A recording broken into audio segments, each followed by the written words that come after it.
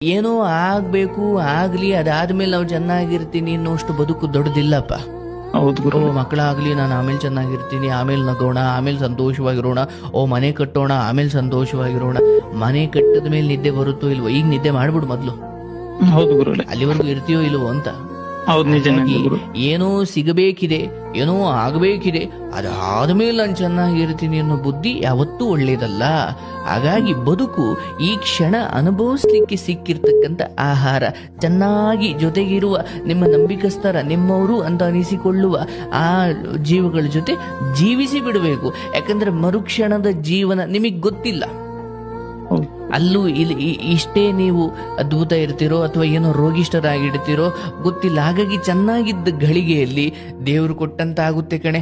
ಊರ್ನವ್ರು ಸಾವಿರ ಮಾತಾಡ್ಲಿ, ನಾವು ದುಡಿಯೋಣ, ನಾವು ತಿನ್ನೋಣ, ನಾವು ಬದುಕೋಣ, ಅಪ್ಪ ಅಮ್ಮನ್ ಚೆನ್ನಾಗಿ ನೋಡ್ಕೊಳ್ಳೋಣ. ನಮ್ಗೆ ವಯಸ್ಸಾದ